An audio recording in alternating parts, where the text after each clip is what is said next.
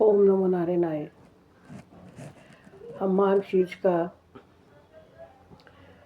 जो ठाकुर जी की भगवत चर्चा है, ठाकुर जी की लीलाओं का वर्णन कर रहे हैं मार्गशीर्ष मास में, जो सुनने से बहुत आनंद मिलता है, बहुत ही महात्म है और बहुत ही पुण्यदायी है। आज जो है श्री कृष्ण जी की लीला है। सुखदेव जी बोलते हैं कि परीक्षित, एक समय की बात है, नंद रानी यशोदा जी ने घर की दासियों को तो दूसरे काम में लगा लिया और स्वयं भगवान श्री कृष्ण के लिए माखन मथने लगी। चाटी में दही डाला, मदानी डाली और माखन को मथने के लिए बैठी थी तो दधि मंथन के समय वे उन सब का स्मरण करती और गाती भी जाती थी। वे अपने स्थूल कटी भाग में सूत से बांधकर रेशमी लहंगा पहने हुए थी।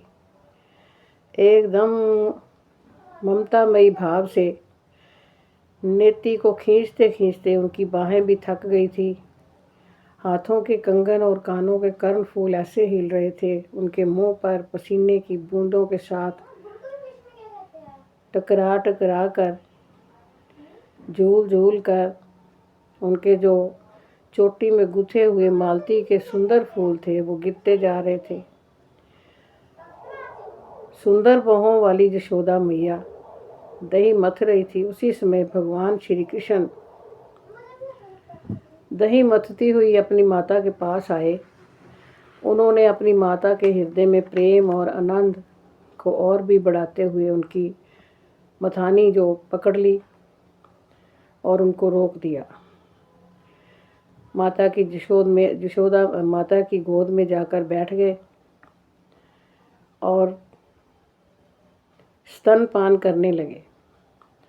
माता भी मंद मंद मुस्कान से उनका मुख देखने लगी। इतने में ही दूसरी ओर अंगीठी पर रखे हुए दूध में उफान आया। उसे देखकर यशोदा माता जी उन्हें अतृप्त ही छोड़कर जल्दी से दूध उतारने के लिए चली गई। इससे श्री कृष्ण जी को बहुत क्रोध आया। उनके लाल लाल होंठ फड़कने लगे। वे उन्हें दांतों में दबाकर पास ही पड़े हुए डंडे से मटके को फोड़ डाला। बनावटी आंसू आंखों में भरकर घर में जाकर अकेले में बासी माखन खाने लगे और यशोदा जी के बनाए हुए जो दूध थे उनके बर्तनों को तोड़ दिया। जब माता जी अंदर आई, उन्होंने देखा कि दही का मटका टुकड़े टुकड़े हो गया है। ये सब लाला का ही काम है। इधर उधर ढूंढने पर पता चला कि भगवान उखल पर खड़े हुए हैं। वे छीके पर से माखन ले लेकर बंदरों को लुटा रहे हैं। उन्हें डर भी है कहीं मेरी चोरी खुल न जाए और चौकन्ने होकर इधर उधर चारों ओर देख रहे हैं। ये देखकर यशोदा मैया पीछे से धीरे धीरे उनके पास पहुंची। श्री कृष्ण ने देखा कि मेरी माँ अब छड़ी लिए मेरे पीछे आ रही है, तो बनावटी डर बनाकर आगे आगे दौड़ने लगे। ऐसे डरने लगे कि जैसे पता नहीं कितनी पिटाई हो जाएगी। तो परीक्षित, बड़े बड़े योगी तपस्या के द्वारा अपने मन को अत्यंत सूक्ष्म और शुद्ध बनाकर भी जिनमें प्रवेश नहीं करा पाते। पाने की बात तो दूर रही, उन्हीं भगवान के पीछे पीछे उन्हें पकड़ने के लिए यशोदा जी दौड़ी। जब इस प्रकार माता यशोदा श्री कृष्ण के पीछे दौड़ने लगी, तब कुछ ही देर में उनकी गति धीमी पड़ गई। वो थक गई। ज्यों ज्यों आगे बढ़ती, उनकी चोटी के फूल गिरते जा रहे थे। यशोदा मैया ज्यों त्यों करके उन्हें पकड़ सकी। भगवान को कोई पकड़ने वाला तो है नहीं, लेकिन वो स्वयं माता की पकड़ में आ गई और अब माता उनको डराने लगी ये झांकी बहुत ही सुंदर विलक्षण हो रही थी। अपराध तो किया ही था, इसलिए रुलाई तो रोकने पर भी नहीं रुक रही थी। हाथों से आंखें मल रहे थे, मुंह पर काजल की स्याही फैल गई। माँ की मार के डर के आगे उनकी आंखें ऊपर की ओर उठ गई, जो व्याकुलता को दर्शाती थी। जब यशोदा जी ने देखा भगवान की तरफ कि लल्ला तो बहुत डर गया है, तब उनके हृदय में वात्सल्य प्रेम उमड़ आया। उन्होंने छड़ी फेंक दी और सोचा कि अब इसको रस्सी से बांध देना चाहिए, नहीं तो ये कहीं भाग जाएगा। परीक्षित, सच पूछो तो यशोदा मैया को अपने बालक के ऐश्वर्य का पता ही नहीं था, जिसमें ना बाहर है ना भीतर, ना आदि है ना अंत, ना जगत के पहले भी थे, बाद में भी हैं और रहेंगे। जगत के भीतर भी हैं और बाहरी रूपों में भी हैं, और तो क्या जगत के रूप में भी वह स्वयं ही है, स्वयं ही विराजमान है। नहीं तो समस्त इंद्रियों से परे और व्यक्त है।